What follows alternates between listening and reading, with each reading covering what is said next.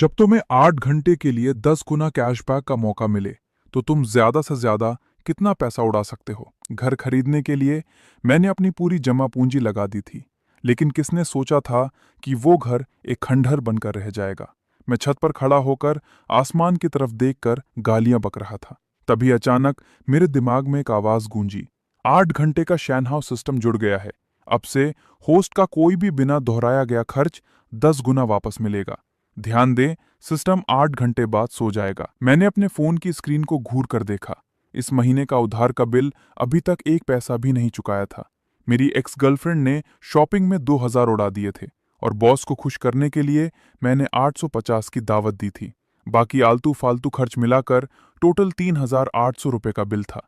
ये पैसा मैंने घर की किस्त भरने के लिए बचा कर रखा था, लेकिन अब मैंने सोच लिया था, जो होगा देखा जाएगा। मैंने एक ही बार में सब चुका दिया, लेकिन मुझे जरा भी अंदाजा नहीं था कि अगले ही पल मेरे फोन में मैसेज की घंटी बजेगी। आपके अकाउंट जिसके आखिर में 1571 है, उसमें 38,000 रुपये जमा कर दिए गए हैं। अब आपके अकाउंट में 38,227 रुपये हैं। अरे साला, ये सच है या झूठ? ये सिस्टम तो सच में काम कर रहा है। सिस्टम बाप ने मुझे धोखा नहीं दिया। अब तो मैं अमीर बन जाऊंगा। 8 घंटे, मेरे पास पागलों की तरह पैसा उड़ाने के लिए पूरे 8 घंटे का टाइम है। मैं इतना खरीदूंगा कि आसमान हिल जाएगा। आज तो मैं पैसा उड़ा उड़ा कर खुद को दुनिया का सबसे अमीर आदमी बना लूंगा। इस पागलपन वाली खुशी के बाद मैं शांत हुआ। अब मुझे क्या खरीदना चाहिए? हाँ, मुझे ऑनलाइन शॉपिंग करनी चाहिए। मैंने बिना टाइम बर्बाद किए सीधा दहवामाओ ऐप खोल लिया। हाथ में 30,000 से ज्यादा रुपए थे। मेरे दिमाग में तुरंत एक ही बात आई, अपना कंप्यूटर बदल लूं। एक पुराने गैजेट लवर के तौर पर पूरा आरओजी का सेटअप लेना मेरी जिंदगी का सपना था। जरा सोचो उस 4090 रैप्टर ग्राफिक कार्ड के बारे में, और वो फेमस एंगल्स आई आसूस मदरबोर्ड। बस ये सोचकर ही मेरे मुंह में पानी आ गया। पहले तो मैं एकदम कंगाल था। इस तरह का वीआईपी कंप्यूटर लेने के लिए तो मुझे अपनी किडनी बेचनी पड़ती। लेकिन अब सब बदल गया था। किस्मत बदलने का मौका मेरे सामने था, तो अब मैं साला झिझक क्यों रहा था। मैंने जल्दी से आरओजी का सीपीयू और मॉनिटर सर्च किया। उसकी कीमत ठीक 37,000 रुपये थी। मैंने बिना पलक झपकाए सीधा पेमेंट कर दिया। उसी वक्त बैंक का मैसेज फिर से मेरे फोन पर आया। 3,70,000 रुपये तुरंत आ गए थे। मैं खुशी से हवा में उड़ने लगा। मेरी नई जिंदगी आज से शुरू हो गई थी। कंप्यूटर तो हो गया, अब आगे क्या खरीदूं? मुझे अपना फोन बदलना चाहिए। वो सबसे महंगा वाला याली X5 ले लेता हूँ। मैंने 15,000 खर्च किए और बैंक ने मुझे तुरंत 1.5 लाख वापस कर दिए। लेकिन ये अभी भी काफी नहीं था। ये पैसा तो बस चिल्लर था। जब पैसा उड़ाना ही है तो कुछ बड़ा करना पड़ेगा। मैंने बिना कुछ सोचे उस टॉप लेवल के कैमरे का ऑर्डर दे दिया और साथ में कुछ लेंस भी ले लिए। मैंने एक झटके में 1 लाख रुपए उड़ा दिए। अगले ही पल बैंक ने मुझे 10 लाख रुपए दे दिए। ये एहसास बहुत ही गजब था। जैसे जैसे मैं पैसा उड़ा रहा था, मेरा नशा और भी बढ़ता जा रहा था। मैं रुक ही नहीं पा रहा था। मैंने सीधा अपने दहवा माओ के कार्ड को खाली कर दिया और एक बार में 30 लाख से ज्यादा रुपए उड़ा दिए। मैंने पलक तक नहीं झपकाई। लेकिन ये मजा ज्यादा देर तक नहीं चला। जब मैं पूरी तरह से मजे में था, तभी पेमेंट वाला पेज अचानक अटक गया और उस पर लिखा आया कि बैलेंस कम है। जब मैंने ध्यान से देखा तो मुझे समझ आया कि मेरे कार्ड में पैसा खत्म नहीं हुआ था, बल्कि इस डेबिट कार्ड की एक दिन की लिमिट सिर्फ 5 लाख थी। बैंक के सिस्टम ने इसे ब्लॉक कर दिया था। ये कोई हैरानी की बात नहीं थी, क्योंकि पहले मैं बस कुछ हजार रुपए कमाने वाला एक गरीब लड़का था। मैंने कभी सपने में भी नहीं सोचा था कि मैं एक दिन में 5 लाख से ज्यादा खर्च करूंगा। इसलिए मैंने कभी इसकी लिमिट नहीं बढ़ाई थी। अरे कमीने, ये क्या मजाक है? मैं सिस्टम के टाइमर को तेजी से भागते हुए देख रहा था। मैंने अपनी जैकेट उठाई और नीचे की तरफ भागा। मैंने एक टैक्सी रोकी और सीधा झोंगली बैंक की तरफ निकल पड़ा। मैं अभी ठीक से बैठा भी नहीं था कि हम पहुंच गए। बैंक मेरे घर वाली गली के ठीक सामने था।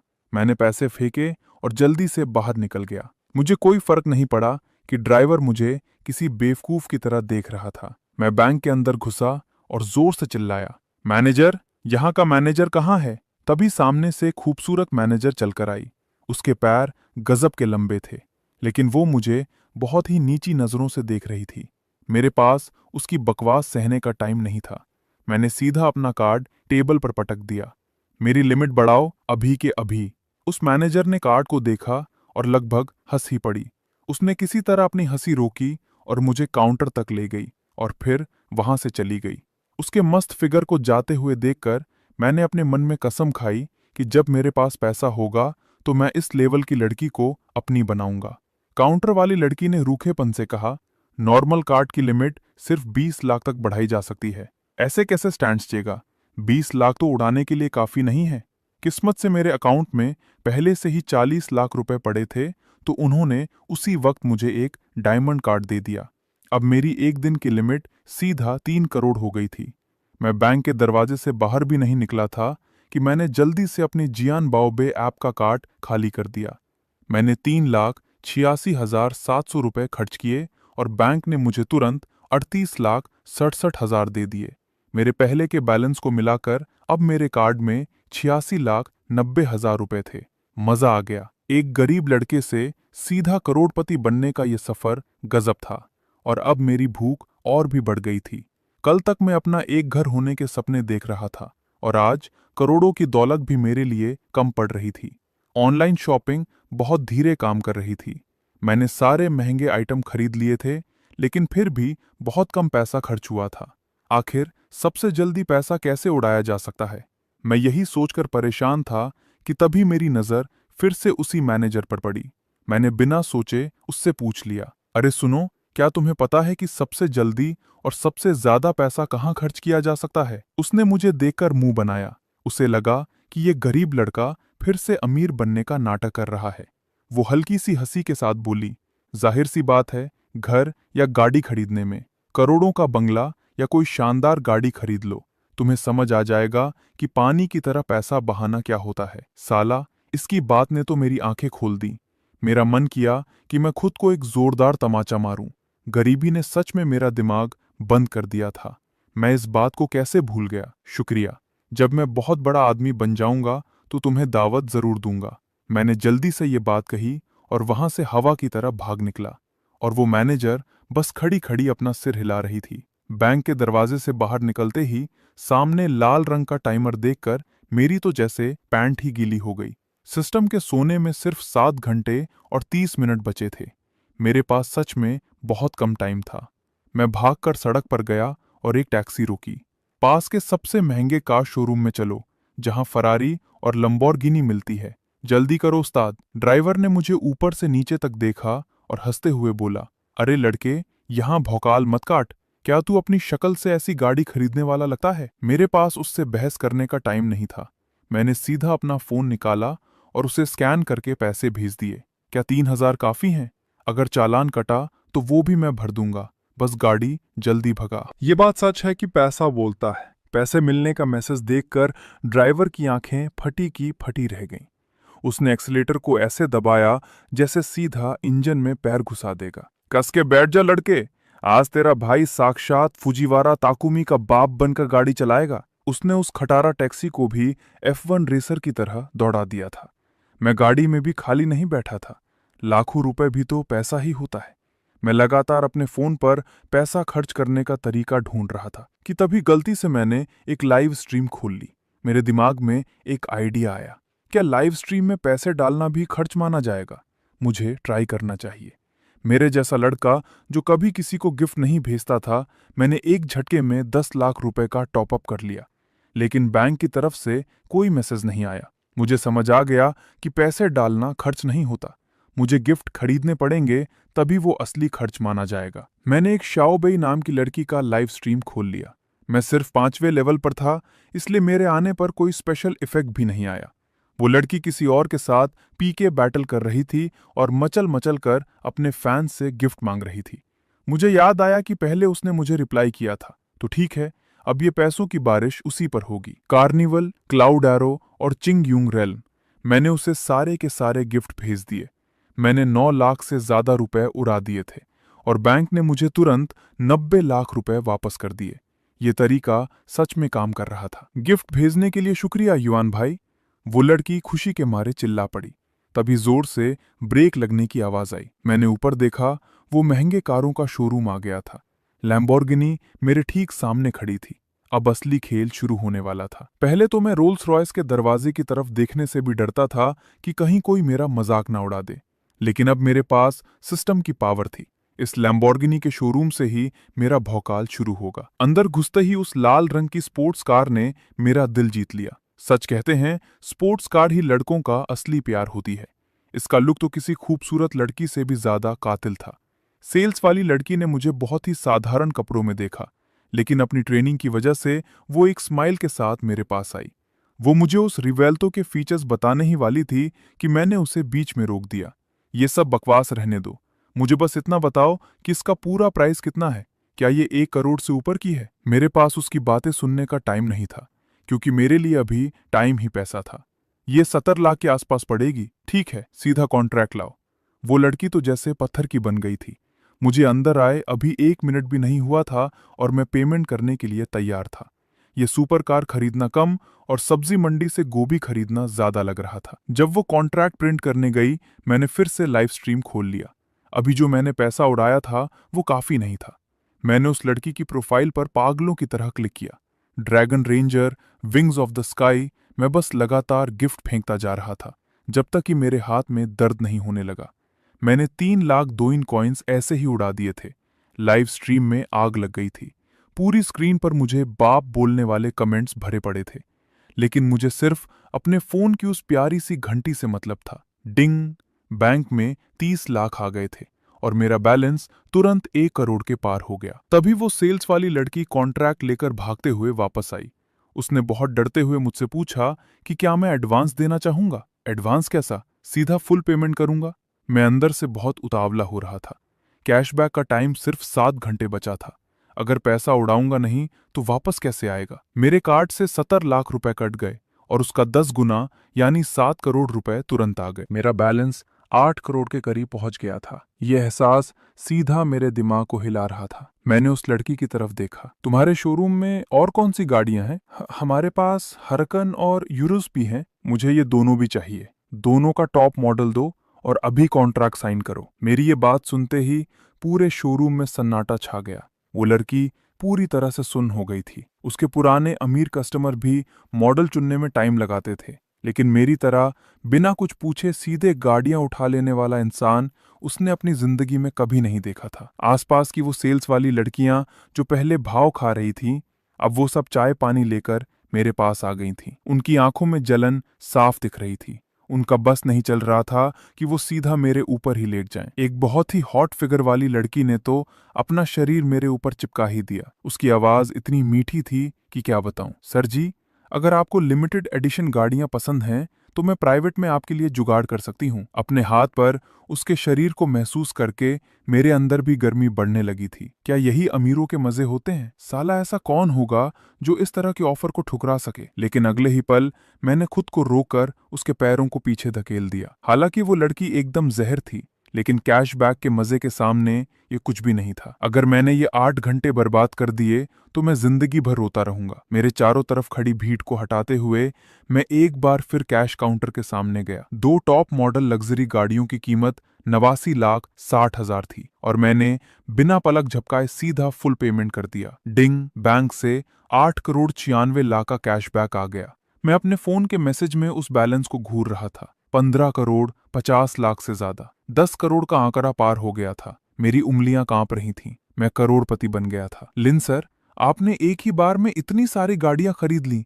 क्या आप कोई छोटा मोटर शो लगाने वाले हैं? ली यिंग की आंखों में सितारे चमक रहे थे और वो खुशी से मेरे पास आई। मैंने अपने अंदर की उस पागलपन वाली खुशी को दबाया और शांत दिखने का नाटक करते हुए भौकाल काटा। बस ऐसे ही पसंद आ गई। ये बात बोलकर मैं उन सब की इज्जत भरी नजरों के बीच से पलटकर दरवाजे से बाहर निकल गया। अभी भी 1 करोड़ 40 लाख की लिमिट बाकी थी जिसे उड़ाना था। मैंने अपनी नजर उठाई और पास वाले शोरूम को देखा। बिना रुके मैं सीधा रोल्स रॉयस के शोरूम में घुस गया। सर, क्या आप सच में फैंटम सीरीज खरीदना चाहते हैं?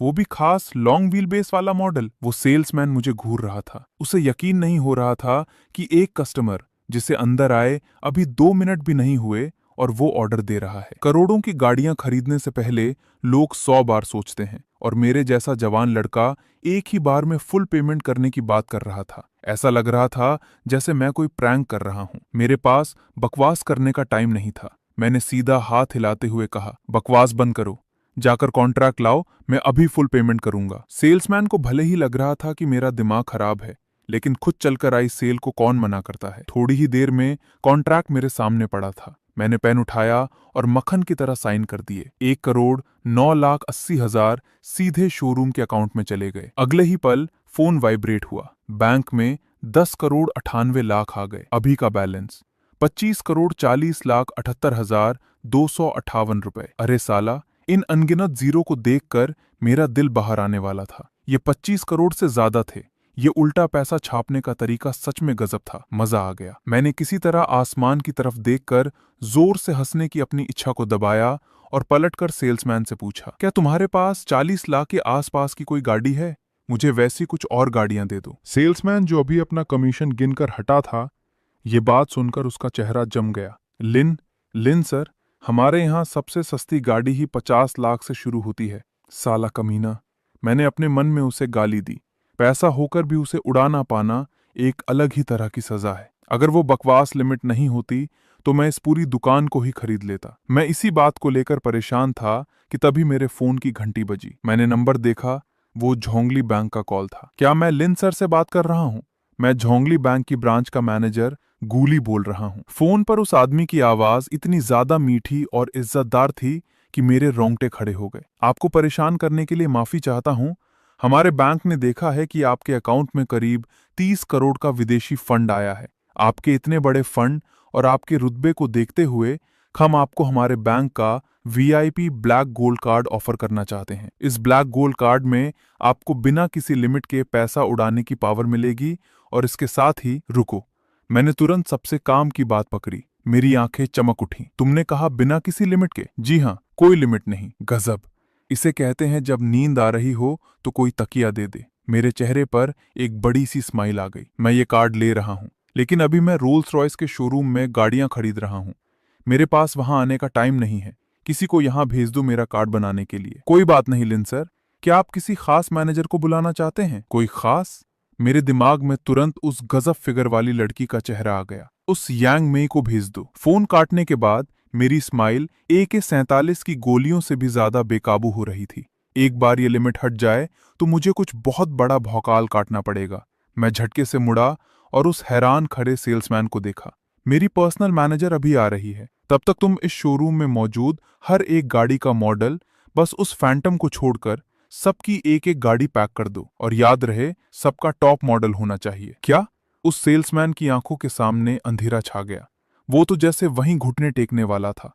हर गाड़ी का एक मॉडल, वो भी टॉप मॉडल। वो इतने टाइम से महंगी गाड़ियों के बाजार में काम कर रहा था, लेकिन उसने आज तक मेरे जैसा भौकाल काटने वाला इंसान नहीं देखा था। ये गाड़ियां खरीदना थोड़ी ना था, ये तो साला सीधा होलसेल में माल उठाना था। इसी बीच टैक्सी के अंदर यांग मे का दिमाग पूरी तरह से सुन्न था। 10 मिनट पहले उसने अपना खाना तक खत्म नहीं किया था कि अचानक मैनेजर ने उसे बुला लिया और बिना कुछ समझे उसे नॉर्मल मैनेजर की पोस्ट से हटाकर सीधा ब्लैक गोल्ड कार्ड की पर्सनल मैनेजर बना दिया गया। उसने वीआईपी कस्टमर की सील पैक फाइल को कसकर पकड़ा हुआ था और डर के मारे उसके हाथों में पसीना आ रहा था। उसने सुना था कि उस आदमी का नाम लिन युआन है और वो सच में बाप लेवल का कोई बहुत बड़ा रईस है, लेकिन इतने बड़े लेवल का इंसान सिर्फ उसी को अपनी सर्विस के लिए क्यों बुलाएगा? धड़कते दिल के साथ यांग मे ने जल्दी से कार शोरूम का दरवाजा खोला। वेटिंग एरिया में आते ही उसे एक जाना पहचाना चेहरा दिखा जो हंसते हुए उसकी तरफ हाथ हिला रहा था। यांग मैडम, हम फिर से मिल गए। यांग मे की आंखें फटी की फटी रह गईं। तुम? वही सर, जो अपनी लिमिट बढ़ाना चाहते थे। बिल्कुल, और यांग मैडम का शुक्रिया जिन्होंने मुझे ये आइडिया दिया था। मैंने खड़े होकर उससे हल्के से हाथ मिलाया। देखो, तुम्हारी बात मानकर क्या मैं महंगी गाड़ियां खरीदने नहीं आ गया? यांग मेई को लगा जैसे उसके दिमाग में बिजली गिर गई हो। उस टाइम तो उसने बस मजे मजे में ऐसे ही बोल दिया था। उसे यकीन नहीं हो रहा था कि मैं सच में आ जाऊंगा। ये तो सच में अजीब इत्तेफाक है। यांग मेई का चेहरा एक पके हुए सेब की तरह लाल हो गया था। वो इतनी ज्यादा शर्मिंदा थी कि उसका मन कर रहा था कि जमीन फटे और वो उसमें समा जाए। वो असल में मैं यहाँ किसी को ढूंढने आई हूँ। उसे इस तरह घबराते हुए देखकर मैं अपनी हंसी नहीं रोक पाया। क्या तुम किसी लिन युआन नाम के आदमी को ढूंढ रही हो? मैंने अपनी नाक की तरफ इशारा किया और मेरी स्माइल और भी चौड़ी हो गई। अगर कोई गलती नहीं हुई है तो शायद तुम जिसे ढूंढ रही हो वो इंसान मैं ही हूँ। यांग मे का मुंह तो जैसे जमीन तक लटक गया था। इस पल उसे समझ आ गया कि पागलपन किसे कहते हैं।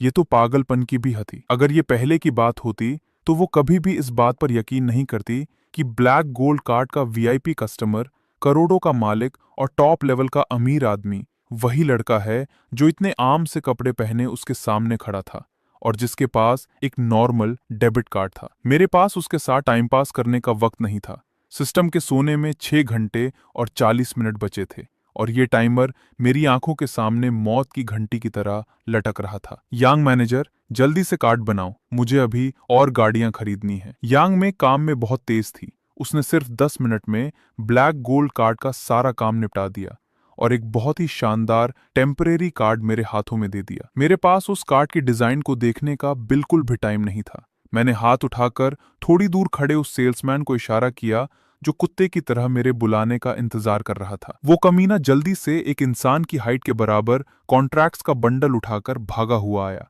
खुशी के मारे उसका चेहरा पूरी तरह से खिल गया था। सट सट सट मैंने पेन उठाया और उन सारे कॉन्ट्रैक्ट्स पर तेजी से साइन कर दिए। ये सब देखकर यांग मे का तो जैसे दिमाग ही फट गया था। लिन सर, क्या इतने सारे कॉन्ट्रैक्ट्स पर साइन करने से पहले आपको किसी वकील से बात नहीं करनी चाहिए? कोई जरूरत नहीं है, ये सब तो गाड़ियां खरीदने के लिए हैं। यांग मे को लग रहा था कि ये दुनिया ही पागल हो गई है। बाकी लोग रोल्स रॉयस खरीदने आते हैं तो एक गाड़ी लेते हैं और मैं साला यहाँ गाड़ियों का पूरा खानदान ही थोक में उठा रहा था। जैसे ही मैंने आखिरी कॉन्ट्रैक्ट पर साइन किया, मैंने वो टेम्परेरी कार्ड उठाया और पूरे भौकाल के साथ स्वाइप कर दिया। कलिनन के 86,90,000, स्पेक्टर के 63,40,000, घोस्ट के 63,90,000, कुल मिलाकर मैंने 2,10,00,000 से ज्यादा का पेमेंट किया। अगले ही पल सिस्टम की आवाज फिर से बजी। बैंक में 21,40,00,000 का कैशबैक आया है। आपका अभी का बैलेंस है 44,60,00,000। ये एहसास सच में, मेरे अकाउंट में 4,46,00,000 रुपए थे, लेकिन ये अभी भी मेरे लिए बहुत कम था। मैंने अपनी पसंद के कुछ रंग चुने, गाड़ी लेने का काम उस सेल्समैन पर छोड़ा और मुड़कर यांग मई से कहा, यांग मैडम, क्या रियल एस्टेट में आपका कोई जानने वाला है? मुझे बंगले खरीदने हैं। यांग में अभी तक मेरी महंगी गाड़ियां खरीदने के झटके से बाहर नहीं आई थी और अब वो मेरे इस नए विचार को सुनकर सन्न रह गई। उसने मुझे समझाने की कोशिश की, लिन सर, आजकल प्रॉपर्टी के दाम बहुत तेजी से गिर रहे हैं। इस वक्त खरीदना मतलब सीधे घाटे का सौदा है। मैंने हाथ हवा में लहराया। गिरते हैं तो गिरें, मुझे खरीदना है तो मैं खरीदूंगा, इससे कोई फर्क नहीं पड़ता। यांग में पूरी तरह से चुप हो गई। क्या कोई इंसान ऐसी बातें करता है? बाकी लोग घर इसलिए खरीदते हैं ताकि नुकसान न हो, और मैं ऐसे खरीद रहा था जैसे दान दे रहा हूं। अगर उसने अभी अभी गाड़ियों के इतने सारे कॉन्ट्रैक्ट्स अपनी आंखों से ना देखे होते तो वो पक्का मुझे पागल समझ बैठती। अगर आप सच में खरीदना चाहते हैं तो हमारे बैंक के कई बिल्डर्स के साथ रिश्ते हैं, मैं आपकी बात करवा सकती हूँ। बात करवाने में, फिर घर देखने और कॉन्ट्रैक्ट साइन करने में कम से कम कुछ घंटे तो लगेंगे ही ना। घर खरीदने का प्रोसेस इतना लंबा और ऊपर से कुछ घंटे। मैंने अपनी भ्रिकुटी सिकोड़ी। सिस्टम को सोने में सिर्फ 6 घंटे बचे थे।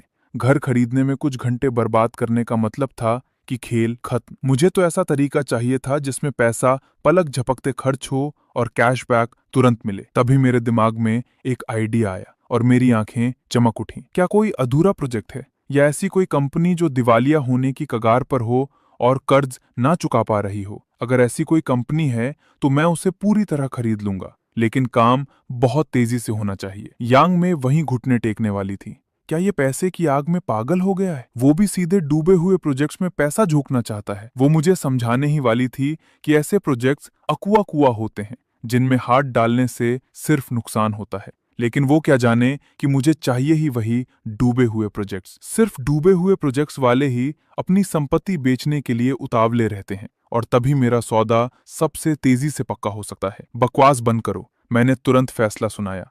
जल्दी से अपने बैंक मैनेजर को फोन करो। उन दिवालिया मालिकों को तुरंत बैंक में बुलाओ। देर नहीं होनी चाहिए। यांग में मेरी बात टाल नहीं सकी। उसने लंबी सांस ली और फोन मिलाने लगी। हम तेजी से वापस जोंगली बैंक पहुंचे। इस वक्त सिस्टम के सोने में 5 घंटे और 50 मिनट बाकी थे। जैसे ही हम मीटिंग रूम में बैठे, सिस्टम का टाइमर किसी खौफनाक घंटी की तरह तेजी से भागने लगा। मैं गुस्से से पागल हो रहा था। वहां खाली बैठना वक्त की बर्बादी था, इसलिए मैंने अपना फोन निकाला और चाओ लियाओ प्लेटफॉर्म खोल लिया। चूंकि मैं एक ही चीज पर बार बार पैसा खर्च नहीं कर सकता था, इसलिए मैंने पैसे उड़ाने के नए तरीके ढूंढ निकाले। मैंने अपनी उंगलियों से स्क्रीन पर ताबड़तोड़ क्लिक करना शुरू कर दिया। पूरे प्लेटफॉर्म पर गिफ्ट बरसाने लगा। मुझे परवाह नहीं थी कि सामने वाला होस्ट कौन है। जो भी दिखा उसे गिफ्ट भेज दिए। 10,000 डॉबी खर्च किए, 10,000 वापस मिल गए। 3 लाख डॉबी खर्च किए, 3 लाख वापस मिल गए। मैंने अपनी फोन की स्क्रीन पर इतनी तेजी से हाथ चलाया कि मानो वो गर्म हो गई हो,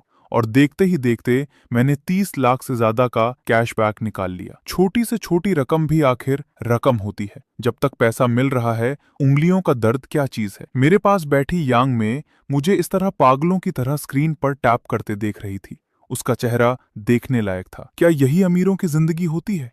लाखों रुपए ऐसे ही पानी की तरह बहा रहे हैं। तभी मीटिंग रूम का दरवाजा जोर से खुला और एक के बाद एक दर्जन से ज्यादा लोग अंदर घुस आए। हर किसी के चेहरे पर बेचैनी और आंखों में लालच साफ झलक रहा था। मैंने गिफ्ट भेजना बंद किया और मेरे होठों पर एक अजीब सी मुस्कान आ गई। शिकार पिंजरे में आ चुका है। मुझे बचाने के लिए लाइन में खड़े इन दिवालिया मालिकों को देखकर मेरे अंदर का उत्साह बढ़ गया। आज मैं इन्हें दिखाऊंगा कि असली रईस किसे कहते हैं। मैंने पूरी भीड़ पर नजर दौड़ाई और मेरी निगाहें एक मोटे ताजे मध्यम आयु वर्ग के आदमी पर जाकर रुकी, जो पहला शिकार था। गुआंगलाई कंस्ट्रक्शन के मैनेजर न्यू। मैंने उसके माथे से बहते पसीने को देखा और उत्सुकता से पूछा, मैनेजर न्यू, आप ही कंस्ट्रक्शन कंपनी आखिर क्यों डूब रही है? सब कुछ ठीक ठाक चल रहा था, लेकिन अचानक वो प्रमोटर दिवालिया हो गया और उसने हमारे पैसे की जगह फ्लैट थमा दिए। मैनेजर न्यू अपना पसीना पोंछते हुए रौनी सूरत बनाकर अपनी राम कहानी सुनाने लगा। सबके सब लग्जरी बंगले हैं। आज के वक्त में इन्हें कौन खरीदेगा? बैंक का लोन चुकाने की तारीख आ चुकी है और हमारी कंपनी अब बस दम तोड़ने ही वाली है। जैसे ही मैंने बंगले शब्द सुना, मेरी आंखें चमक उठीं। क्या ये वही चीज नहीं है जिसकी मुझे तलाश थी?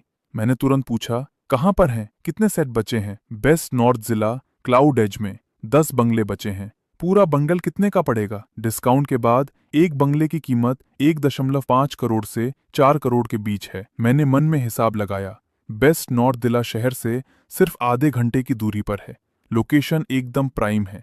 इसलिए मैंने बहुत ही हल्के अंदाज में कह दिया, ये 10 बंगले मुझे चाहिए, एक मुश्त, पूरा पेमेंट अभी कर दूंगा। मेरी बात सुनते ही पूरा मीटिंग रूम एक पल के लिए शांत हो गया और फिर मैनेजर न्यू खुशी के मारे तुतलाने लगा, सच में फुल पेमेंट?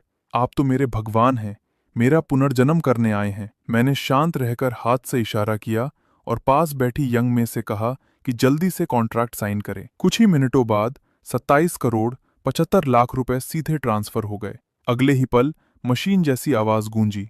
सिस्टम का कैशबैक अकाउंट में आ गया, 28 अरब 75 करोड़ रुपए। बंगलों की कीमत काटकर मेरे अकाउंट का बैलेंस सीधे 3 अरब से ज्यादा पर पहुंच गया। मजा आ गया। कुछ ही मिनटों में मुझे मुफ्त में 10 बंगले तो मिले ही, साथ ही 2 अरब से ज्यादा का नकद मुनाफा भी हो गया। क्या इस दुनिया में इससे भी ज्यादा फायदेमंद कोई सौदा हो सकता है? हाथ में 3 अरब से ज्यादा की भारी रकम आते ही मेरी रीढ़ की हड्डी और सीधी हो गई।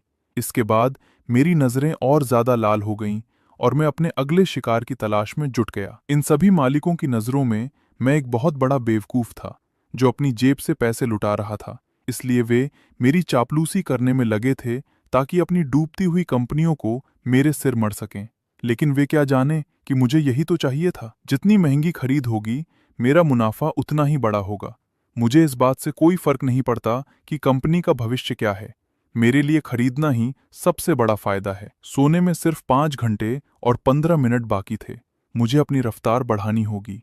मैंने बिना कुछ ज्यादा सोचे समझे एक ही सांस में 10 कंपनियों के कागजातों पर धड़ाधड़ साइन कर दिए। E commerce, software, live streaming, mobile accessories, food and beverage, chemicals, metallurgy और यहाँ तक कि एक कपड़ों की फैक्ट्री और पब्लिशिंग हाउस भी। चाहे उनके प्रोडक्ट्स बेकार हों या फंड खत्म हो चुका हो, मेरे लिए कोई फर्क नहीं पड़ता था। मैंने एक ही झटके में 1.5 अरब की अधिग्रहण राशि झोंक दी और साथ में रिसर्च और डेवलपमेंट के लिए भी भारी रकम दे डाली। अगर इतनी मदद के बाद भी ये कंपनियां नहीं संभली, तो समझो इनका वक्त वाकई पूरा हो चुका था। जैसे ही मैंने कागजातों पर साइन किए, सिस्टम एक बार फिर से जोर जोर से कांप उठा और कैशबैक के नोटिफिकेशन चमकने लगे।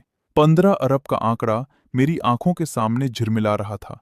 उस खुशी को शब्दों में बयां करना नामुमकिन था। इस बैच को विदा करते ही टाइमर में 4 घंटे और 15 मिनट बचे थे। तभी मैनेजर ने एक खास मेहमान को अंदर भेजा, दादी ग्रुप के प्रोजेक्ट हेड मैनेजर लियू। मैंने अपनी भौएं सिकोड़ी और ठंडी नजरों से उसकी तरफ देखा।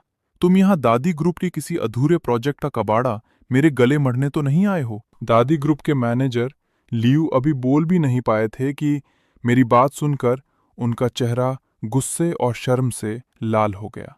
वो पूरी तरह झेम गए और बोले, लीन सर, आपकी दूरदर्शिता वाकई गजब की है।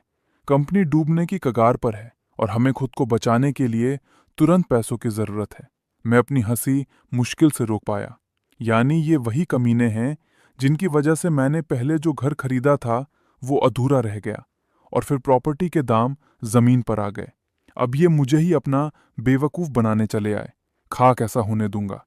मैं उन्हें तुरंत बाहर का रास्ता दिखाने ही वाला था कि मैनेजर लियू ने अचानक घुटने टेक दिए और मेरे सामने आ गिरे। मैं चौंक गया। ये क्या ड्रामा है? लीन सर, चाहे जो गलती हुई हो वो दादी ग्रुप की तरफ से हुई है, लेकिन फ्लैट खरीदने वाले आम लोग तो बेकसूर है ना। उन सब की खातिर प्लीज इन्हें बचा लीजिए। मैनेजर लियू रोनी सूरत बनाकर गिड़गिड़ाने लगे। अगर आप इस प्रोजेक्ट को संभाल लेते हैं तो बाकी के 3 फेज का काम पूरा हो जाएगा। वहां हजारों परिवार रहते हैं। ये सौदा आपके लिए किसी भी तरह घाटे का नहीं रहेगा। इस बात ने सीधे मेरे दिल को छू लिया, क्योंकि मैं खुद भी कभी उस अधूरे घर के दर्द को झेल चुका था। उस भुक्त भोगी का दर्द मैं अच्छी तरह समझता था, इसलिए मैं खामोश हो गया। वैसे भी सिस्टम का बैकअप मेरे पास था। अगर सच में घाटा भी हो जाता तो भी मैं फायदे में ही रहता। मैंने एक गहरी सांस ली और पूछा, बाकी के 4 फेस का पैकेज कितने में बेचोगे? अगर आप इसे संभालने के लिए तैयार हैं तो मैं अपनी तरफ से सबसे भारी डिस्काउंट दिलवा दूंगा। बकवास बंद करो। मुझे किसी डिस्काउंट की कोई जरूरत नहीं है। मुझे बस इतना बताओ कि कुल रकम कितनी है। तुरंत अमाउंट तय करो, कॉन्ट्रैक्ट साइन करो और पेमेंट लो।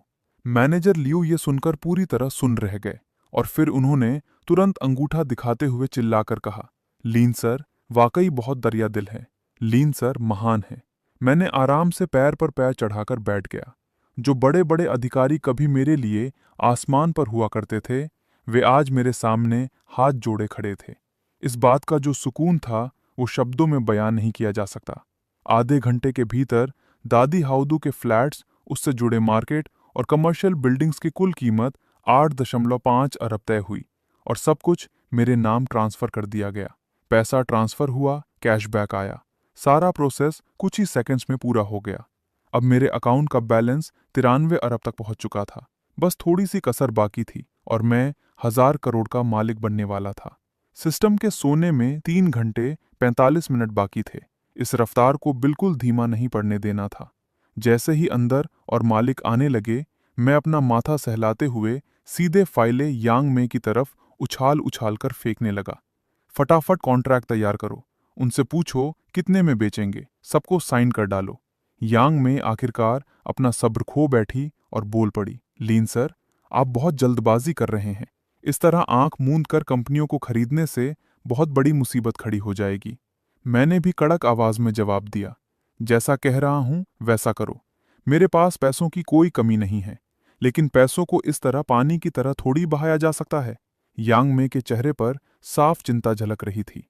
मैंने ठंडी नजरों से उसकी तरफ देखा। यांग मैडम, अपनी सीमा में रहिए। आप एक मैनेजर हैं। आपका काम सिर्फ हुक्म मानना है, फैसले लेना मेरा काम है। यांग में मेरी इस बात पर अड़ गई, लेकिन गुस्से और लाचारी के मारे वो सिर्फ लंबी सांस लेकर रह गई। अरे मूर्ख, जितना ज्यादा पैसा मैं उड़ाऊंगा उतना ही बड़ा मुनाफा मेरे हाथ लगेगा। इस तरह का मजा हर किसी के नसीब में नहीं होता। देखते ही देखते 8 और कंपनियां मेरी झोली में आ गईं। इस बार भी सिस्टम ने मुझे 5 अरब का कैशबैक थमा दिया। इसे पैसे खर्च करना नहीं कहते, इसे तो खुलेआम पैसे लूटना कहते हैं। सिस्टम के सोने में 3 घंटे 20 मिनट बचे थे। इसी अंधाधुंध खरीदारी के बीच बैंक मैनेजर जीयू अचानक कहीं से चुपके से मेरे पास आए और फुसफुसाते हुए बोले कि कोई बहुत बड़ी मछली हाथ लगी है। शुरुआत में मैंने इसे ज्यादा गंभीरता से नहीं लिया, लेकिन जैसे ही मैंने फाइल उठाकर देखी, मेरी आंखें फटी की फटी रह गईं। वो कोई और नहीं बल्कि जानी मानी किदी ऑटो कंपनी थी। गाड़ी वाकई शानदार थी। उसका लुक बेहतरीन था और टेक्नोलॉजी भी टॉप क्लास थी, लेकिन खराब मार्केटिंग की वजह से उसकी बिक्री ठप पड़ चुकी थी और वो दिवालिया होने की कगार पर खड़ी थी। मैंने फाइल को टेबल पर पटक दिया और सामने कांप रहे स्ट्रैटेजी हेड सन मिंग युआन से पूछा, पूरी तरह से खरीदना चाहते हो? तुम्हें कितने पैसे चाहिए? उस आदमी ने बहुत ही डरते डरते कहा कि वो अपनी कंपनी को बचाने के लिए 8 अरब की फंडिंग चाहता है और साथ ही वो मेरे साथ शेयर होल्डिंग पर भी बात करना चाहता था। बात करने की कोई जरूरत नहीं है, मैंने ठंडी हंसी हंसते हुए कहा। मुझे किसी दूसरे की कंपनी में हिस्सेदारी रखना पसंद नहीं है। अगर सौदा करना है तो मैं पूरी कंपनी खरीदूंगा, या कम से कम उस पर मेरा पूरा कंट्रोल होना चाहिए। ये सुनते ही सन मिंग युआन डर के मारे कांप उठा। कंट्रोल करने के लिए तो 2/3 शेयर खरीदने पड़ेंगे और उसके लिए तो पैसों का समंदर चाहिए। कम से कम 15 अरब से शुरुआत होगी। इतनी बड़ी रकम सुनने के बाद भी मैं जरा सा नहीं घबराया, बल्कि मेरा उत्साह और बढ़ गया। अगर खेलना ही है तो बड़ा खेलेंगे। पूरी कंपनी खरीदने के लिए कुल कितना पैसा लगेगा? सन मिंग युआन ने थरथराते हुए 35 अरब का भारी भरकम आंकड़ा सामने रखा। मैंने बिना पलक झपकाए कह दिया, तुम्हें हेडक्वार्टर से बात करने के लिए पूरे 10 मिनट देता हूं, और साथ ही उसे एक सुनहरा सपना भी दिखा दिया। कामयाब होने के बाद तुम्हारी पोजीशन और भी ऊपर कर दी जाएगी। ये सुनते ही सन मिंग युआन खुशी से पागल होकर फोन करने के लिए दौड़ पड़ा। पास खड़ी यंग मे की आंखें फटी की फटी रह गईं। 35 अरब का ये सौदा बिना किसी बैकग्राउंड चेक के, बिना किसी ऑडिट के और बिना टॉप मैनेजमेंट से मिले सिर्फ खरीदना है कहकर तय हो रहा था। वो खुद को रोक नहीं पाई और फिर से समझाने लगी, अरे भाई, इस तरह पानी में पैसे मत बहाओ। लेकिन मैंने सिर्फ मुस्कुराकर कहा, यंग मैडम, असली ताकत के सामने कोई भी समस्या समस्या नहीं रहती। पूरे 10 मिनट बाद सन मिंग युआन हांफते हुए वापस भागा भागा आया। उसका चेहरा खुशी से लाल हो रहा था। लिन सर, वे लोग मान गए हैं, लेकिन वे अपनी कीमत बढ़ा रहे हैं। उन्हें 35 अरब नहीं, बल्कि कीमत से मुझे कोई दिक्कत नहीं है, लेकिन मैं सिर्फ 1 घंटा दे रहा हूं। मैंने घड़ी की तरफ देखकर बहुत ही सख्त लहजे में कहा, 1 घंटे के बाद अगर कॉन्ट्रैक्ट मेरी टेबल पर नहीं आया तो ये सौदा रद्द समझा जाए। हालांकि सन मिंग युआन का चेहरा उतरा हुआ था, लेकिन मेरे कड़े तेवर के आगे उसे मेरी बात माननी ही पड़ी। समय बीतता गया और मैंने गोभी भाजी की तरफ 10 और कंपनियों को खरीद डाला, जिन पर मैंने 58 करोड़ रुपए झोंक दिए। अगले ही पल सिस्टम की आवाज फिर गूंजी और 5.8 अरब का कैशबैक सीधे मेरे अकाउंट में आ गया। इस बार मेरे अकाउंट का बैलेंस 100 अरब के आंकड़े को पार कर गया। इस पल मैं वाकई में 100 बिलियनियर का बहुत बड़ा रईस बन चुका था। वो बड़ी बड़ी फैक्ट्रियां, जमीनें, महंगे यॉट और प्राइवेट जेट्स अब सब के सब मेरे हो चुके थे। जैसे जैसे विदेशी खातों से पैसे आने लगे, बैंक के बड़े मैनेजर से भी नहीं रहा गया। वो खुद मुझसे मिलने दौड़े चले आए और बैंक के स्टाफ को कड़े निर्देश दिए कि इस बड़े भगवान की खातिरदारी में कोई कमी नहीं आनी चाहिए। सिस्टम के सोने में 2 घंटे 40 मिनट बाकी थे। वक्त बहुत कम था और मेरी बेचैनी फिर से बढ़ रही थी, इसलिए मुझे और तेजी से कंपनियों को खरीदना पड़ा। तभी एक नई कॉरपोरेट प्रतिनिधि अंदर दाखिल हुई। जैसे ही मैंने उस पर नजर डाली, मेरी आंखें चमक उठीं। उन अजीबोगरीब बड़े कारोबारियों के मुकाबले सामने खड़ी शैन जियाई किसी अप्सरा से कम नहीं लग रही थी। उसकी फिट फॉर्मल ड्रेस ने उसके लंबे और खूबसूरत पैरों को और उभार दिया था। ब्लैक स्टॉकिंग्स और हाई हील्स ने उसके पूरे तेवर को एक बॉस की तरह बना दिया था, और ऊपर से उसका गोल फ्रेम चश्मा उसकी खूबसूरती में 4 चांद लगा रहा था। हाथ मिलाते ही उसकी उंगलियों का वह कोमल एहसास मेरे दिल की धड़कनों को तेज कर गया। मैंने खुद को संभाला, क्योंकि इस वक्त सबसे जरूरी था पैसा खर्च करना, ताकि भविष्य में मैं किसी बड़ी इमारत की तरफ इशारा करके गर्व से कह सकूं कि ये इमारत मेरे बाप की है। मैंने तय किया कि मैं सीधे शेन जियाई के पास मौजूद पूरी की पूरी गगनचुंबी इमारत को ही खरीद लूंगा। यही होती है एक टॉप लेवल के रईस की सोच। इमारत सिर्फ इसलिए खरीदना ताकि दूसरों पर रौब जमाया जा सके, और इसकी वजह इतनी सीधी थी कि कोई भी हैरान रह जाए। शेन जियाई ने मेरे सामने फाइल बढ़ाई और उसकी आवाज थोड़ी कांप रही थी। ये वैनमंग बिल्डिंग है, जिसमें शॉपिंग मॉल, ऑफिस स्पेस और रूफ ऑफ गार्डन जैसी सभी आधुनिक सुविधाएं मौजूद हैं। कमर्शियल बिल्डिंग का नाम सुनते ही मेरी आंखें फिर से चमक उठीं। भविष्य में जब मैं शेखी बघारने निकलूंगा तो बाकी लोगों के पास तो बस छोटे मोटे घर होंगे और मेरे पास पूरी की पूरी इमारत होगी। तुलना ही नहीं की जा सकती। मेरे चेहरे पर साफ लिखा था कि मुझे ये चाहिए, मुझे जल्दी से लूटो। मैं बेवकूफ हूं और मेरे पास अथाह पैसा है। लेकिन इस बात ने शेनजियाई को उलझन में डाल दिया। क्या बिजनेस की डीलिंग ऐसे ही होती है कि बिना किसी मोल भाव के तुरंत हाँ कह दी जाए? वह मेरे इस बेताबी भरे अंदाज को देखकर थोड़ा सहम गई और उसे लगा कि शायद मैं कोई बहुत शातिर खिलाड़ी हूं जो सीधे तौर पर दिखावा नहीं कर रहा। ये तो बड़े खिलाड़ियों के बीच दिमाग का एक बहुत बड़ा खेल था। शेनजियाई ने अपने दांत भींचे और थोड़ा सोच समझकर एक आंकड़ा सामने रखा। 150 अरब। अगर आप राजी हैं तो हम आपकी हर शर्त मान लेंगे। मैंने उसे मजे लेते हुए ऊपर से नीचे तक देखा और कोने से मुस्कुराते हुए कहा, 150 अरब? सच कहूं तो थोड़ा सस्ता है, लेकिन चलो सौदा पक्का। क्या? शेनजियाई की खूबसूरत आंखें फटी की फटी रह गईं। उसे अपने कानों पर बिल्कुल यकीन नहीं हुआ। 150 अरब भी सस्ता लग रहा है। वह हड़बड़ाते हुए कॉन्ट्रैक्ट तैयार करने के लिए भागी। उसे डर था कि अगर उसने थोड़ी भी देर की तो मैं अपनी बात से मुकर न जाऊंगा। उसी वक्त पसीने से लथपथ एक अधेड़ उम्र का गंजा आदमी धक्का मुक्की करते हुए मीटिंग रूम में घुस आया। मैंने नजर उठाकर देखा और अपनी हंसी मुंह मुश्किल से रोक पाया। अरे, ये तो मेरी ही पिछली कंपनी का मालिक वांग फुगुई था। याद है जब एक बार वीडियो कॉन्फ्रेंसिंग में उसने मुझे गालियों से नवाजा था और जब कंपनी के गेट पर उसकी असली पत्नी ने उसकी मालकिन की जमकर पिटाई की थी तो वह बीच बचाव करने पहुंचा था। वह शानदार नज़ारा आज भी मुझे अच्छी तरह याद है। लेकिन मज़ेदार बात यह थी कि इस वक्त वह मेरे सामने हाथ जोड़े बड़ी ही चापलूसी भरी मुस्कान के साथ खड़ा था। उसने मुझे पहचाना तक नहीं कि मैं वही आम कर्मचारी था जिसे वह घोड़े गधे की तरह काम में जोतता था। वह बार बार लियू सर या लियू साहब कहकर मुझे इतने प्यार से पुकार रहा था जैसे हम जिगरी यार हों। लियू साहब वाकई कम उम्र में बहुत बड़े तीसमार खा हैं। वांग फुगुई अपने हाथ रगड़ते हुए बोला। उसे लगा कि उसके हाथ कोई बहुत बड़ा बेवकूफ लग गया है। 2 अरब में सौदा पक्का कर लें क्या? मैंने ठंडी हंसी हंसते हुए अपने मन में पूरा हिसाब लगा रखा था।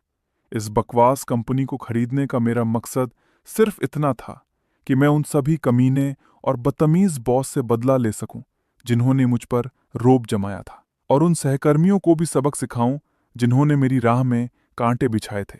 इस इंतकाम की आग में ये कंपनी मैं खरीद कर ही रहूंगा, लेकिन इस वांग फुगुई को मैं एक चवन्नी भी कमाने नहीं दूंगा। तेरी इस कबाड़ कंपनी की औकात 2 अरब की है। 8.8 करोड़ दूंगा। बेचना है तो साइन कर, नहीं तो दफा हो जा। मेरे इस वार ने सीधे उसकी कीमत की धज्जियां उड़ा दी। वांग फुगुई वहीं सुन्न पड़ गया और उसकी पूरी टीम के होश उड़ गए। थोड़ी देर पहले जो शख्स बिना पलक झपकाए 150 अरब उड़ा रहा था, वो अचानक इतनी सी रकम के लिए क्यों अड़ गया? वांग फुगुई ने जब ये सारा माजरा देखा तो उसे डर सताने लगा कि कहीं हाथ आया शिकार फिसल न जाए। आखिरकार उसकी कंपनी की क्या हालत थी, ये उससे बेहतर कोई नहीं जानता था। इसलिए उसने रोनी सूरत बनाते हुए फौरन हामी भर दी। कॉर्पोरेट कॉन्ट्रैक्ट साइन होते ही 8.8 करोड़ रुपए तुरंत ट्रांसफर कर दिए गए और अगले ही पल मेरे दिमाग में वो ठंडी यांत्रिक आवाज फिर गूंज उठी। 10 गुना कैशबैक, 88 करोड़ रुपए सीधे अकाउंट में आ गए। मेरे अकाउंट के बैलेंस में उन अनगिनत लंबी संख्याओं को देकर 103 अरब 34 करोड़ 46 लाख। मुझे महसूस हुआ कि बिल्ली और चूहे का ये खेल अब असल मायनों में शुरू हुआ है। इसके बाद मैंने सीधे अंधाधुंध खरीदारी का दौर शुरू कर दिया और एक ही सांस में 2 और कंपनियों को निगलते हुए 8 अरब उड़ा दिए। तभी शेनजियाई की टीम ने तेजी से कदम बढ़ाते हुए उस गगनचुंबी इमारत के ट्रांसफर का कॉन्ट्रैक्ट भी फाइनल कर दिया। इस बार मैंने कुल मिलाकर 150 अरब झोंक दिए और 10 गुना कैशबैक के हिसाब से पूरे 1500 अरब सीधे मेरे खाते में आ गए। अब मेरे बैंक खाते का बैलेंस सीधे उछलकर 234.1 अरब तक पहुंच चुका था। हालांकि मेरे दिमाग में चल रहा सिस्टम का सोने वाला टाइमर अब किसी खौफनाक घंटी की तरह पागलों की तरह भाग रहा था। टाइमर में सिर्फ 1 घंटा 50 मिनट बाकी थे। इस वक्त मेरे पास पैसे गिनने की फुर्सत बिल्कुल नहीं थी। पैसे उड़ाते रहना ही मेरी सबसे पहली प्राथमिकता थी। चीदी ऑटो के फाउंडर वेन पेंग खुद अपनी टीम को लेकर बैंक के मीटिंग रूम में आ धमके, जिससे माहौल अचानक काफी तनावपूर्ण हो गया। लेकिन मैंने उस ऑटोमोबाइल इंडस्ट्री के दिग्गज को सीधे एक पक्की तसल्ली दे दी। वेन सर, कारें कैसे बनती हैं ये मैं नहीं जानता। चीदी को खरीदने का मेरा फैसला पूरी तरह से आपकी शख्सियत और सिर्फ मेरे पुराने जज्बे की वजह से है। इसलिए कंपनी के सारे फैसले लेने का हक सिर्फ आपके पास रहेगा। मुझे तो बस रिजल्ट चाहिए। वेन पेइंग अपनी जगह पर पत्थर की मूर्ति की तरह जम गए। उन्होंने सपने में भी नहीं सोचा था कि मैं 30 अरब से ज्यादा का फंड लगाकर पूरी कंपनी को खरीद लूंगा और इसके बावजूद उन्हें ही कंपनी की कमान सौंपे रखूंगा। ये तो उनके लिए किसी पुनर्जन्म से कम नहीं था, लेकिन आखिर वो इस धंधे के मंजे हुए खिलाड़ी थे। एहसानमंद होने के बावजूद वो बहुत ही समझदारी से बोले, लियू साहब, ये बिजनेस के नियमों के खिलाफ है। कम से कम कुछ खास विभागों में तो आपको अपने आदमी बिठाने ही चाहिए, वरना मेरे मन में थोड़ा डर बना रहेगा। सच कहूं तो इस वक्त मेरा दिल अंदर से पूरी तरह कांप रहा था। हालांकि मैं भी पहले कॉरपोरेट की दुनिया में रह चुका था और अच्छी तरह जानता था कि अपना कोई वफादार आदमी ना होना बहुत बड़ा खतरा है। लेकिन इस वक्त पैसों के अलावा मेरे पास कोई दूसरा इंसान नहीं था जो मेरा अपना हो। इसलिए मैंने बहुत ही गंभीर अंदाज में सिर हिलाया। ठीक है, कुछ दिनों बाद मैं अपने आदमी यहाँ सेट कर दूंगा। अभी आप बेझिझक होकर काम कीजिए। जो इंसान भरोसे के काबिल ना हो उसे काम पर रखो मत, और जिस पर भरोसा करो उस पर शक मत करो। मेरी इस एक ही बात ने वेन पेंग को इतना भावुक कर दिया कि उनकी आंखें डबडबा गईं। उन्होंने कसकर मेरा हाथ थामा और कसम खाई कि वो इस जान की बाजी लगाकर मेरे इस भरोसे को टूटने नहीं देंगे। इन लोगों को विदा करने के बाद मैंने जाकर चैन की सांस ली। कम से कम एक भरोसेमंद नौकर ढूंढने के लिए ही सही वेन पेंग को संभालना बहुत जरूरी था, वरना क्या मुझे खुद उतरकर गाड़ियां बनाने उतरना पड़ता। तभी बैंक से पैसे कटने का मैसेज बजा और उसके तुरंत बाद विदेशी खाते में पैसे आने की सूचना चमक उठी। 35 अरब की भारी भरकम रकम मेरे खाते में आ चुकी थी और मेरा बैलेंस सीधे 500 अरब के पार पहुंच गया था। सिस्टम के सोने में सिर्फ 1 घंटा 20 मिनट बचे थे। सोफे पर बेसुध पड़े पड़े मुझे ऐसा लग रहा था कि मेरा शरीर पूरी तरह से निचोड़ा जा चुका है। पिछले 6-7 घंटों से मेरा दिमाग जिस हद तक तनाव में था, वैसी स्थिति में तो लोहे का शरीर भी टूट जाता। बचे हुए थोड़े से वक्त को देखकर मैंने अपने दांत भींचे और खुद को जबरन सीधा बैठाया। मुझे अभी एक और बड़ा और खतरनाक दांव खेलना ही होगा। यंग मैडम, गू मैनेजर से कहो कि इन छोटे मोटे मामलों को किनारे करे और मेरे सामने कोई सबसे बड़ा प्रोजेक्ट लेकर आए जो हमारी इस फहरिस्त का आखिरी सौदा हो। यांग मेई ने जब ये सुना तो उसका सिर चकरा गया। इमारतें खरीदी जा चुकी हैं, ऑटो कंपनी भी हाथ आ चुकी है और अब वो इससे भी कुछ बड़ा करना चाहता है। क्या इस शख्स के घर में सोने की खदान है या इसने कोई चालू सिक्का ढालने की मशीन छिपा रखी है? उसी वक्त जीयू मैनेजर का दफ्तर खरीदारों की भीड़ से पूरी तरह पैक हो चुका था। मंदी के इस दौर में जैसे ही लोगों को ये भनक लगी थी कि यहाँ कोई बेवकूफ पानी की तरह पैसा बहा रहा है, वे सभी डूबते हुए कारोबारी पागलों की तरह वहां दौड़े चले आए थे। गू मैनेजर, पहले मुझे अंदर जाने दो। मेरे सिर पर कर्जे का पहाड़ टूट पड़ा है। मुझे बचाने वाला सिर्फ यही भगवान है। ओल जियांग, हमारे आपके ताल्लुक तो पुराने हैं, कम से कम मेरे लिए तो पिछला दरवाजा खोल दो। मैनेजर जियांग, रात को मैं आपको डिनर पर कंपनी दूंगी, प्लीज मुझे पहले अंदर जाने दो ना। गू मैनेजर पसीने से तरबतर हो चुके थे। रह रहकर मिन्नतें करने वाले, हुस्न का जाल बिछाने वाले और घूस देने वाले लोगों की इस बाढ़ ने उन्हें लगभग पागल कर दिया था। तभी यांग मेई ने भीड़ को चीरते हुए रास्ता बनाया और मेरा संदेश उन तक पहुंचाया। जीयू मैनेजर को जैसे डूबते को तिनके का सहारा मिल गया हो, उन्होंने पूरी ताकत से चिल्लाकर ऐलान किया, सब लोग चुप हो जाओ, लियू साहब का हुक्म है। आखिरी बार सिर्फ 100 अरब के स्केल वाली किसी बड़ी कंपनी को खरीदा जाएगा। जो इस क्राइटेरिया पर फिट न बैठे वो यहां से दफा हो जाए। ये सुनते ही मीटिंग रूम के बाहर खड़ी आधी से ज्यादा भीड़ पल भर में छट गई। वे तमाम व्यापारी भले ही अंदर से कुढ़ रहे थे, लेकिन इस वक्त सबसे बड़ा और असली सिक्का तो मेरे पास ही था, इसलिए वे कुछ नहीं बोल सके। पूरे 10 मिनट के बाद यांग में एक फाइल लाकर मेरी टेबल पर रख दी। लियू साहब, सिर्फ यही कंपनी बची है, फेंगशिंग टेक्नोलॉजी। मैंने फाइल उठाई और अपनी भ्रिकुटी थोड़ी सी कोड़ी। ये क्या बनाती है? ये फ्लेक्सिबल स्क्रीन बनाती है। इसके पास पेटेंट का बहुत मजबूत बेस है और इंडस्ट्री में इसका रुतबा काफी ऊपर है। बस फर्क ये है कि ये डूबने की कगार पर है। इतनी शानदार कंपनी होने के बावजूद ये डूब कैसे सकती है? मुझे थोड़ी हैरानी हुई। यांग में ने एक लंबी सांस छोड़ी। इसकी स्ट्रैटेजी गलत हो गई थी। आराम से अच्छी भली सप्लायर बनने के बजाय वे खुद फोन बनाने के खेल में उतर गए और बड़ी बड़ी कंपनियों से पंगा ले बैठे, जिसके बाद इनकी सप्लाई चेन पूरी तरह टूट गई। पूरी कहानी सुनने के बाद मेरे होठों पर एक गहरी और अर्थपूर्ण मुस्कान तैर गई। मामला दिलचस्प है। उस सीईओ को अंदर भेजो। थोड़ी ही देर के बाद फैंगशान टेक्नोलॉजी का सीईओ मा जियान मीटिंग रूम के अंदर दाखिल हुआ। मामूली औपचारिक बातचीत के बाद मैंने बिना घुमाए फिराए सीधे मुद्दे पर बात की, ताकि उसका वक्त बर्बाद ना हो। फंडिंग फेल हो गई है। अब तुम सीधे बैंकरप्सी और लिक्विडेशन का इंतजार कर रहे हो, है ना? मा जियान का चेहरा थोड़ा फीका पड़ गया, लेकिन फिर भी उसने खुद को संभालते हुए सिर हिला दिया। हमारा प्लान आईपीओ के जरिए 14 अरब जुटाने का था। बदकिस्मती से बात नहीं बन पाई, लेकिन अगर थोड़ा फंड मिल जाए तो फैंगशैंग फिर से खड़ी हो सकती है। मैंने अपनी उंगलियों से टेबल पर तेजी से थपथपाना शुरू कर दिया। वह रफ्तार इतनी तेज थी कि सुनने वाले की धड़कनें बढ़ जाती।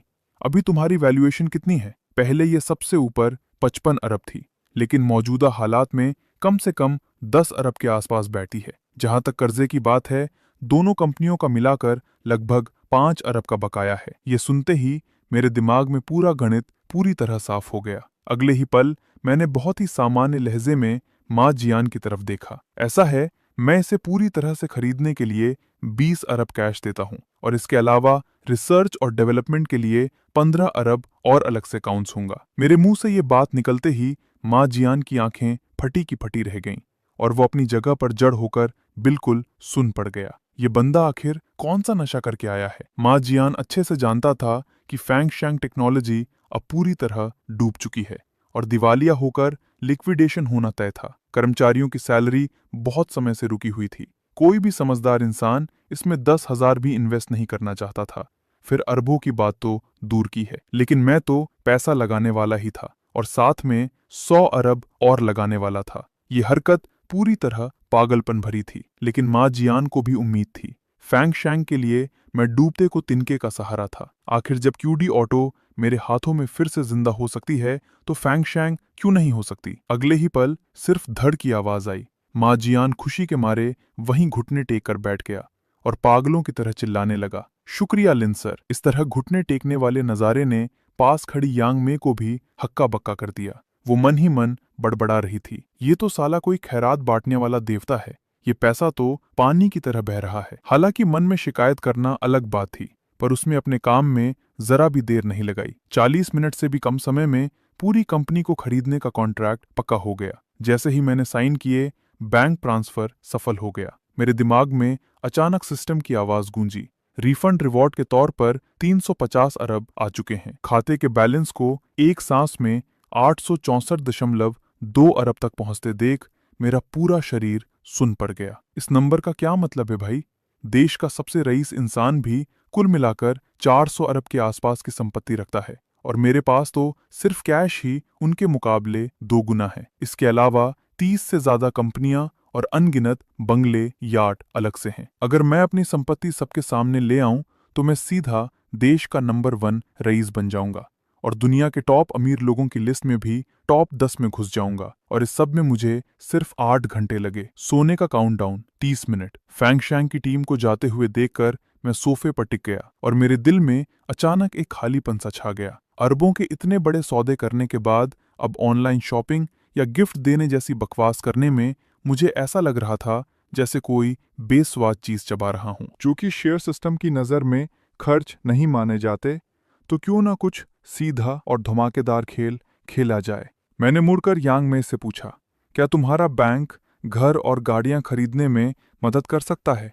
मुझे रेडी स्टॉक चाहिए, जितनी जल्दी हो सके। अगर ये बात कोई और बोलता तो लोग उसे भौकाल काटना कहते, लेकिन एक खरबपति के मुंह से ये बात निकलना मतलब असली ताकत है।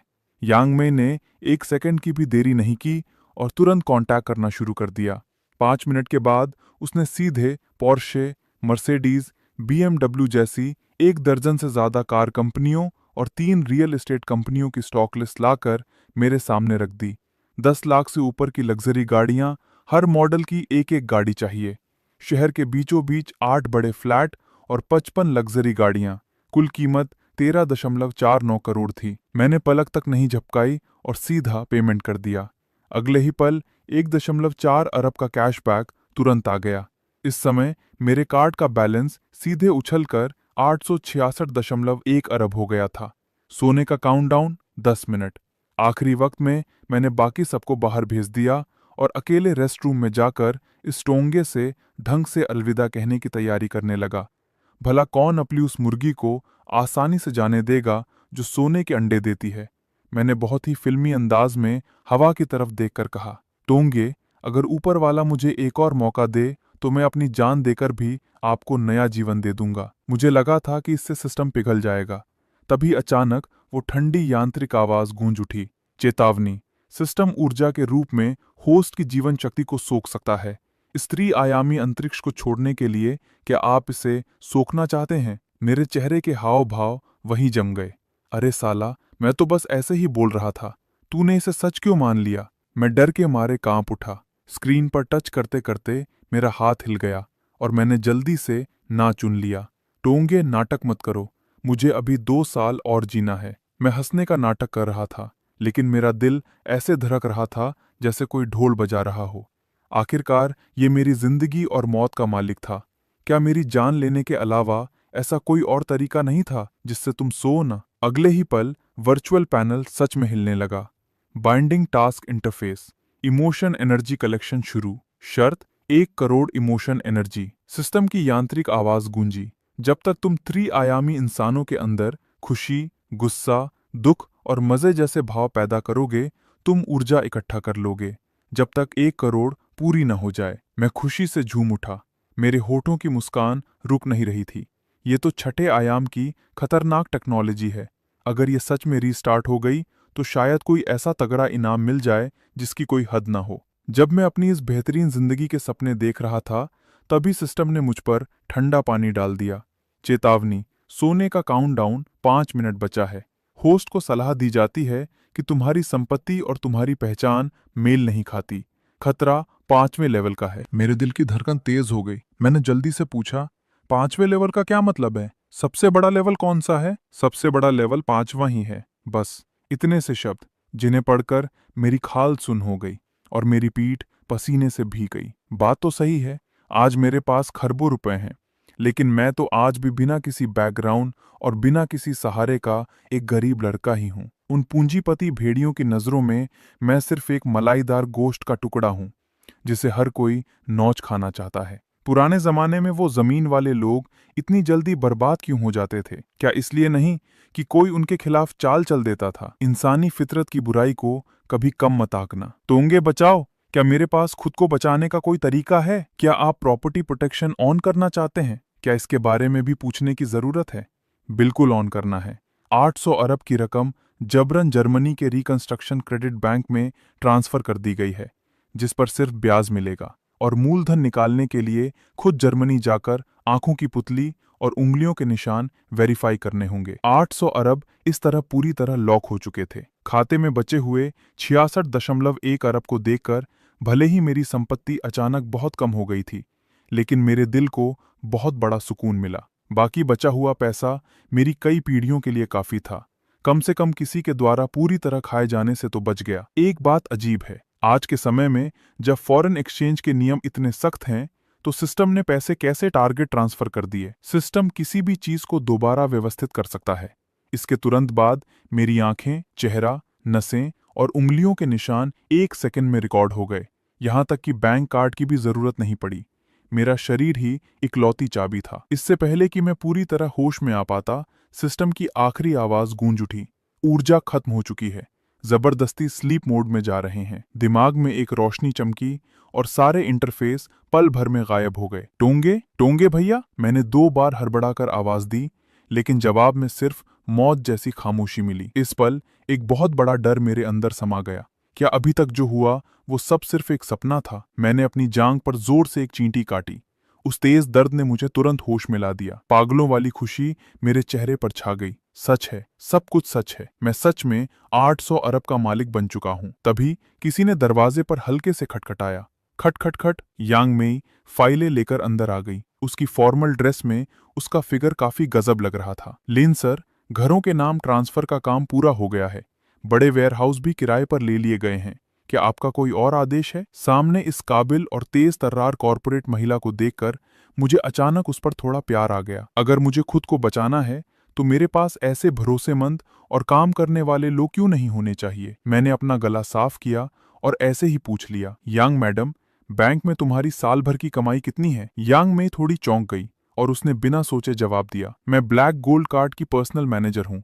बोनस मिलाकर साल के लगभग 50 लाख मिल जाते हैं। मैंने हल्के से मुस्कुराते हुए अपना हाथ आगे बढ़ा दिया। नौकरी छोड़ो और मेरे साथ काम करो। सालाना सैलरी 5 करोड़ मिलेगी। सोचने के लिए सिर्फ 1 मिनट का वक्त है।